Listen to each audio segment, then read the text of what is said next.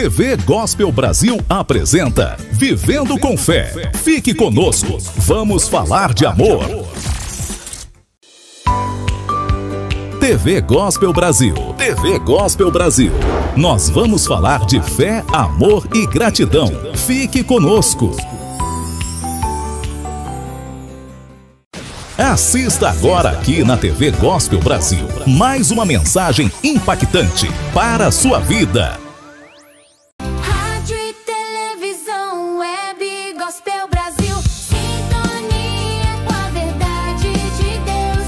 Aqui nós queremos abençoar sua vida. 24 horas no ar, sintonize.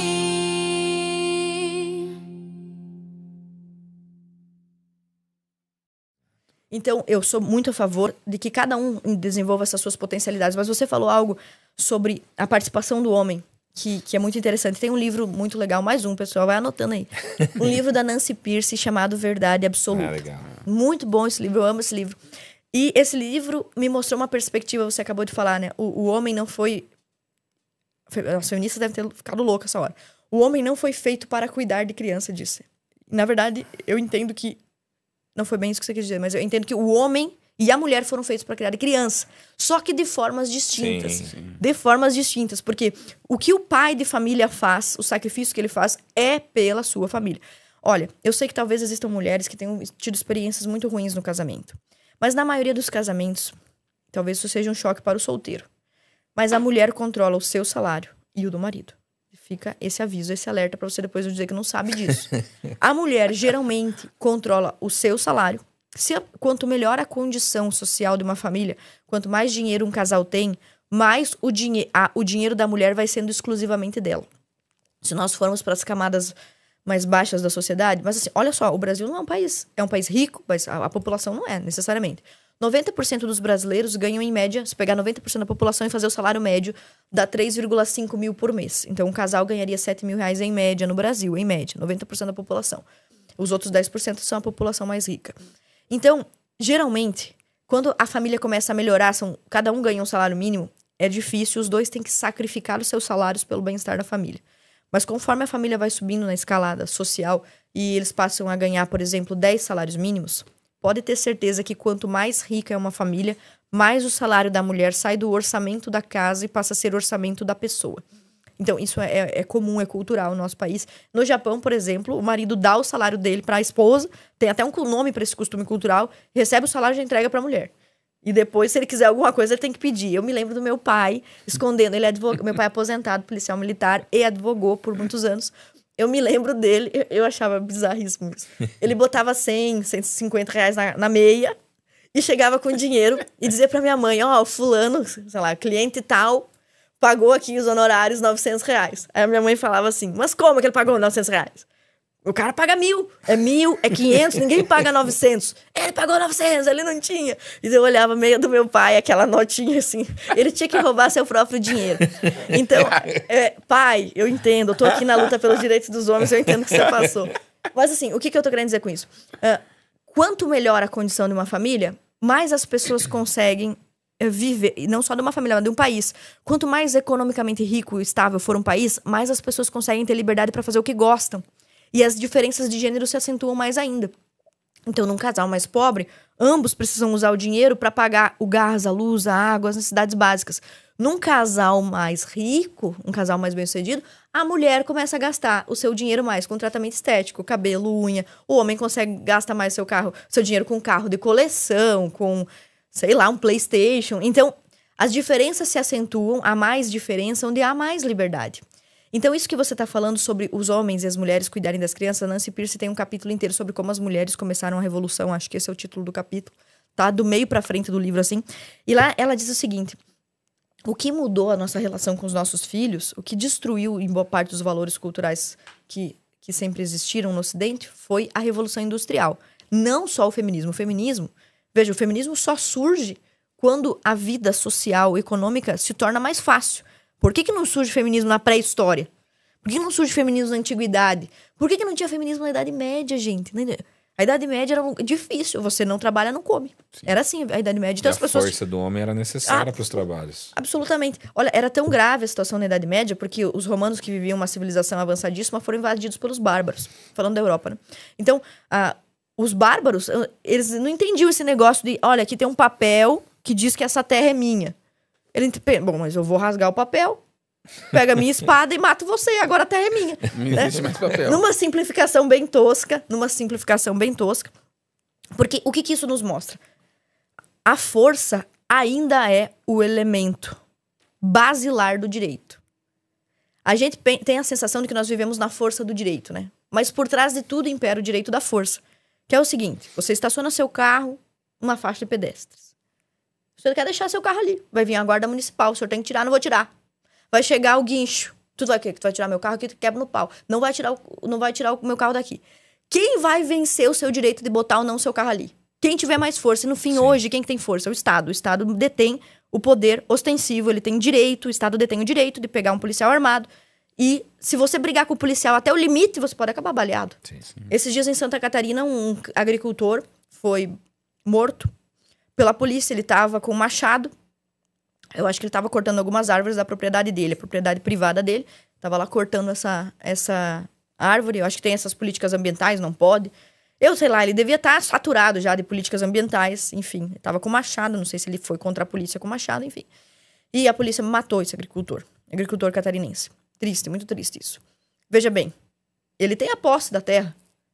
A árvore tá na posse dele. Mas vence quem tem mais força. Se você pegar um país e colocar ele em situação de crise, em situação de guerra, em situação de calamidade, quando você volta para as situações mais primitivas, para as condições mais primitivas, as diferenças entre homens e mulheres se tornam mais valiosas.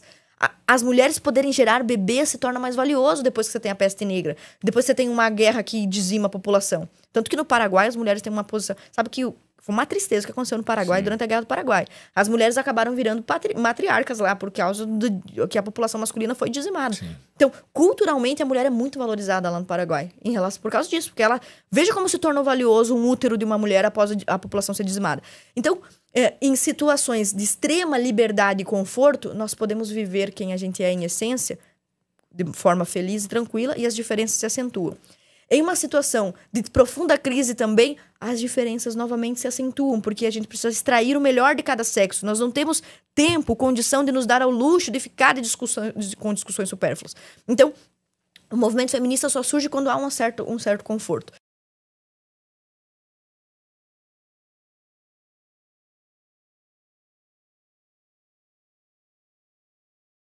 Quando ela começou a escrever era um romance para adolescentes.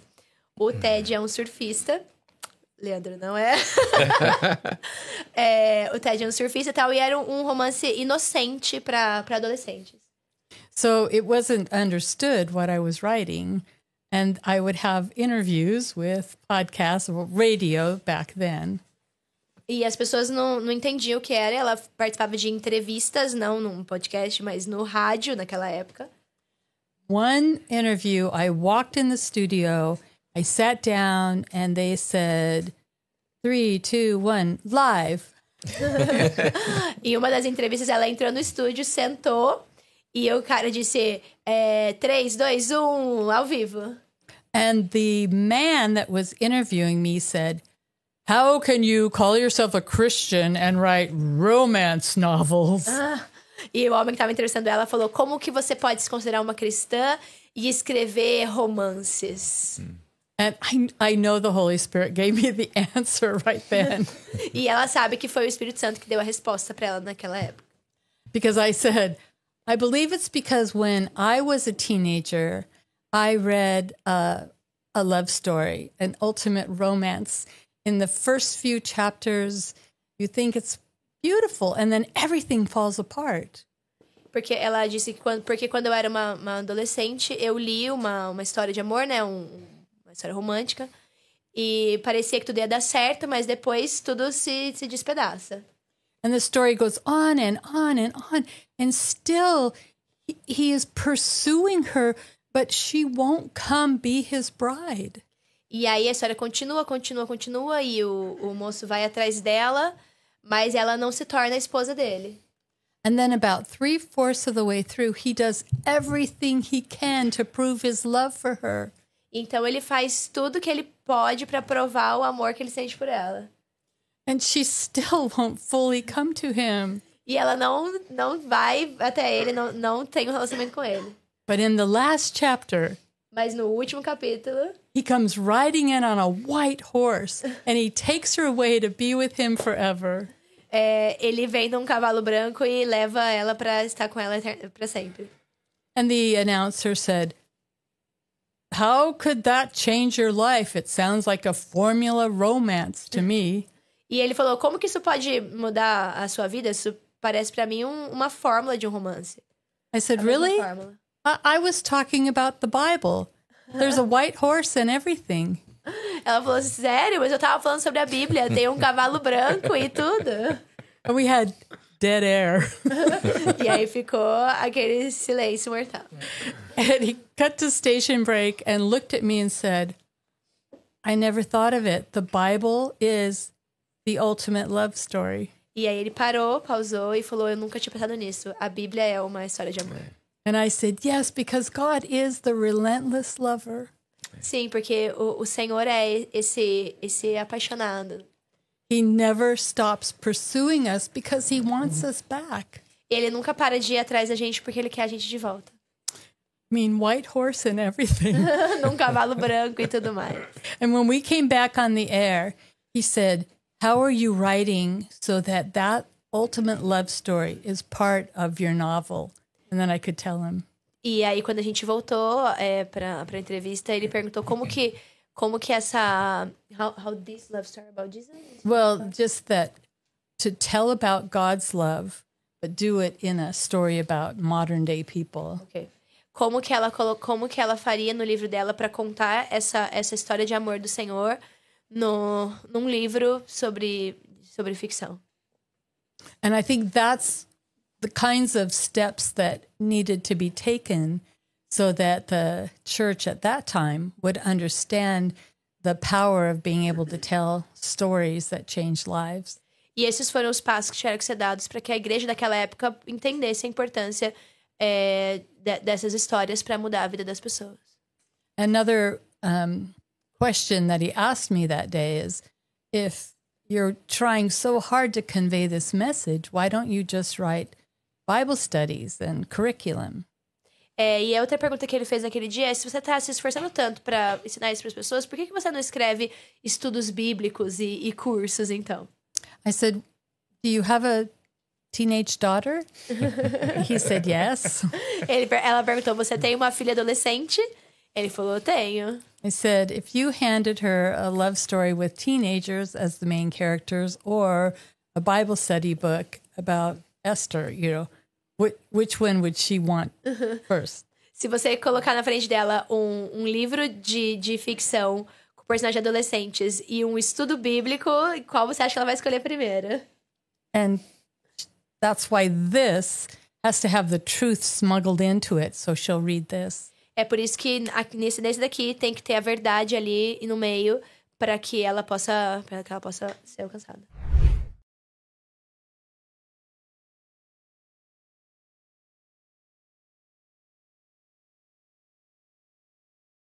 Pastor, e o que significa na prática o Deus provedor na teologia cristã? Perfeito. Aí eu entro justamente no texto que dá luz ao livro. Sim. O texto que dá luz ao livro é 2 Reis 4, de 1 a 7. Um texto belíssimo. Eu posso recitá-lo, são apenas 7 versículos, não demora. É um texto em que Eliseu é usado por Deus para resolver o problema de uma mulher. Diz lá a palavra de Deus que certa mulher, das mulheres dos discípulos dos profetas, clamou a Eliseu dizendo: "O meu marido, teu servo, morreu, e tu sabes que ele temia ao Senhor. É chegado o credor para levar os meus 2 filhos para lhe serem escravos." Então lhe disse Eliseu: "O que te hei de fazer?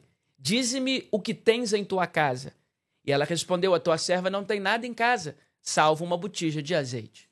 Então ele disse: "Então vai, fecha a sua porta sobre ti e sobre os teus filhos, pede emprestadas vasilhas aos teus vizinhos, vasilhas vazias e não poucas. Então entra, fecha a porta sobre ti e sobre os teus filhos, deita da tua botija nas demais vasilhas e coloque a parte a que estiver cheia. Partiu, pois, dele, fechou as portas sobre si e sobre os seus filhos. Estes lhe chegavam as vasilhas e elas enchia. Cheias as vasilhas, chamou um dos filhos e disse: trazei-me mais uma. Ele respondeu: já não há nenhuma vasilha, o azeite parou. Então foi ela e fez saber ao homem de Deus. E este a disse: vai, vende o azeite, paga a tua dívida e tu e os teus filhos vivam do resto. Cada um desses 7 versículos são 7 princípios práticos da provisão divina, que são 7 capítulos do livro. Cada versículo traz um princípio. Vou destacar aqui alguns. O primeiro princípio é: faça investimentos espirituais. Porque há uma expressão do verso 1 que salta aos nossos olhos. A expressão é o testemunho daquela mulher sobre o falecido. Ela diz assim para Eliseu: tu sabes que ele temia ao Senhor. Bem, esse falecido era um aluno da escola de profetas de Eliseu. Sim. E ele não é exemplo para nós em nada do que diz respeito a investimentos materiais. Pelo contrário, se a sua igreja ou a minha for dar uma palestra para empresários, o último a ser convidado seria esse homem. Ele morreu e a família dele está na miséria. É verdade.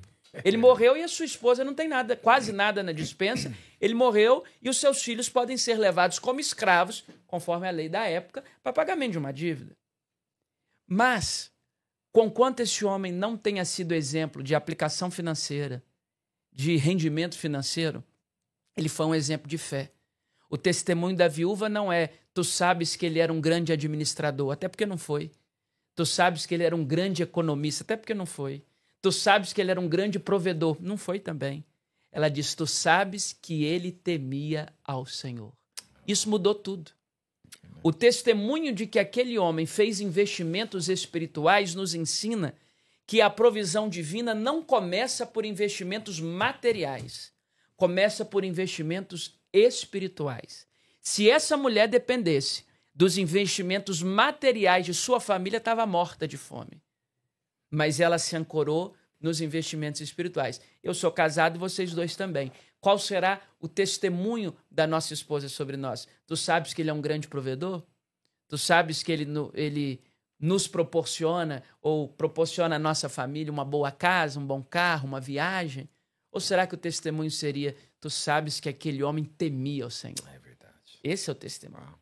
No primeiro livro dos Reis, capítulo 17, verso 24, quando o antecessor de Eliseu, que é o Elias, termina de multiplicar a comida também de uma senhora viúva em Sarepta e ressuscitar o filho dela, ela aponta o dedo para o profeta e diz, 1 Reis 17, 24, agora eu sei que tu és um homem de Deus e que a palavra que sai da sua boca é a verdade. Toda a história de provisão não começa com dinheiro, começa com fé. Esse é o primeiro princípio. O segundo princípio do verso 2 é muito caro também para a nossa fé, que é a ideia de fazermos um inventário material. Porque olha a pergunta de Eliseu no verso 2. Ele olha para aquela mulher e pergunta: o que a senhora tem em casa? É interessante que todos nós, quando vamos ajudar alguém, a pergunta que a gente faz não é o que você tem, é o que te falta. Só está na miséria. Tem o quê? Mas ele quer saber o que ela tem. Porque a provisão de Deus parte geralmente daquilo que temos. E ela dá 2 respostas. Primeira resposta: a tua serva não tem nada em casa. Depois ela responde: salvo uma botija de azeite. Na língua original, a saber, o hebraico, não tem a vírgula como nós temos na língua portuguesa. Então, o que existe é o intervalo de tempo entre essas 2 respostas. Primeira resposta: a tua serva não tem nada em casa. Segunda resposta: ela tem uma botija de azeite. Aí a gente vai fazendo uma conta básica aqui, rápida, que os filhos ainda não haviam sido levados como escravos. Então ela não tem só uma botija de azeite, ela tem 2 filhos em casa. Então ela não está debaixo de um viaduto, ela tem um teto.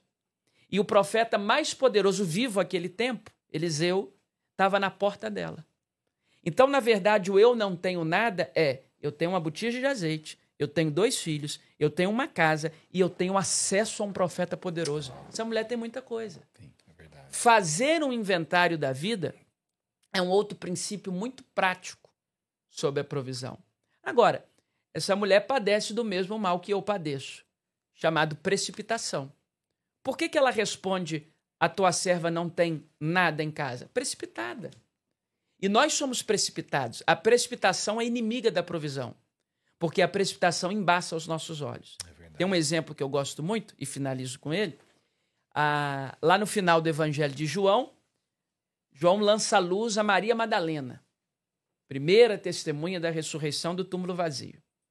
Então ela olha para o túmulo vazio, precipitada, ela vai criando conclusões. Primeira conclusão diante do túmulo vazio, por Maria Madalena: roubaram o corpo. Claro. Sim.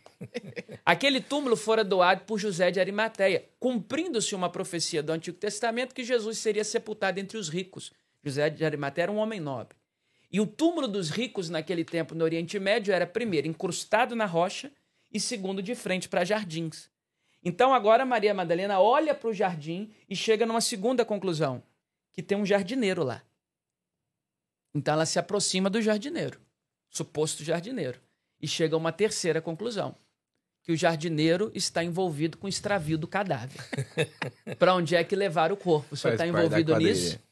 Só que não era um jardineiro. Era o próprio Cristo ressurreto. Mas aquela mulher, com a sua visão embaçada pelas lágrimas e pela precipitação, chegou a 3 conclusões erradas.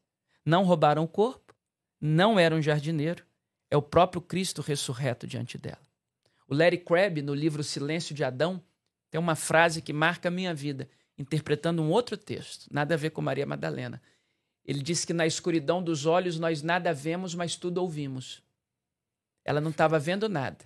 Mas quando o suposto jardineiro chega no ouvido dela e diz Maria, a mesma voz que expulsara dela a quase dezena de demônios, ela diz mestre. Olhar embaçado, audição perfeita. É o que acontece com a nossa viúva do livro. Eu não tenho nada em casa. Peraí, tem sim. Tem botija de azeite, tem filhos, tem casa, tem acesso a um profeta poderoso que daqui 3 versículos vai mudar a sua história. Esse é o Deus provedor.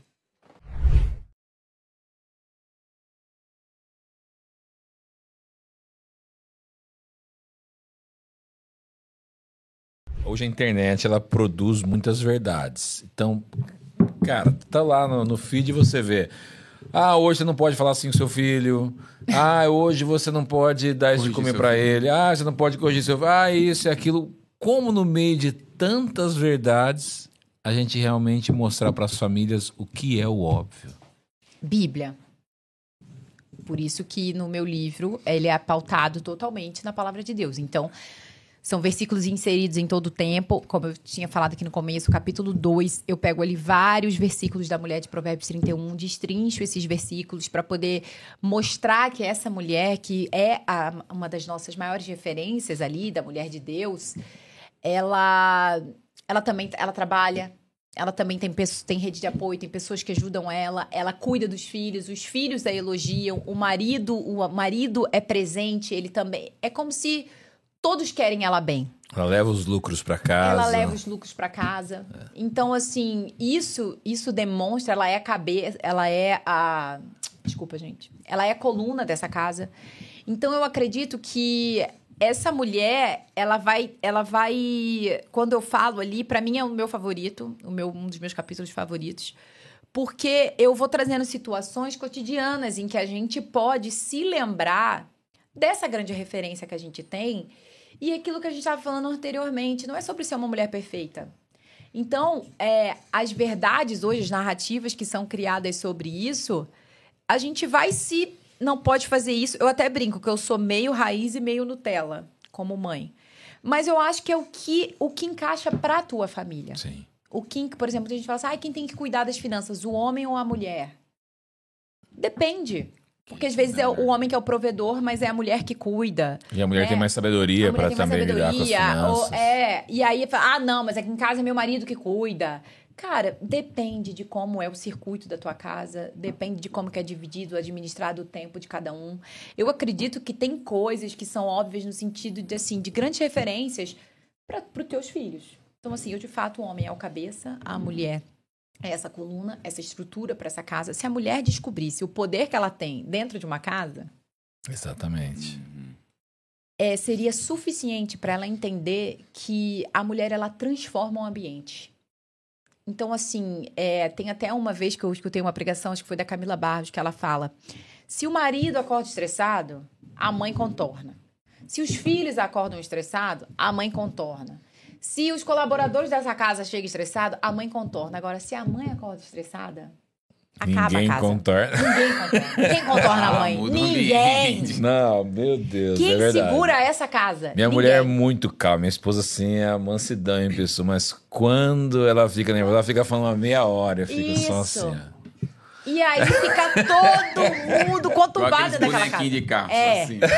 É melhor eu nem falar que hoje... Então, eu sempre falo isso, se a mulher soubesse o poder que ela tem, a sabedoria de uma mulher, ela levanta uma casa, ela levanta um homem, ela levanta um ambiente. Agora, quando a mulher ela não tem sabedoria, ela destrói uma família. Sim. Ela destrói, ela acaba com a família, uma casa, o relacionamento entre filhos, pais, mães, irmãos. Ela acaba com tudo. Então, eu acredito que a mulher, ela tem esse papel. Eu, ainda que não fosse mãe, eu fazia isso muito com os meus irmãos e meu pai. Ali, eu rodeada ali por homens, né? Não tem, é tudo mais bruto. Meu pai falava assim, eu não vou falar com teu irmão sobre não sei o quê. Fala você. Aí eu até brincava, falava, pai, eu não sou o saque do meu irmão. Você quer falar com ele? Você fala com ele.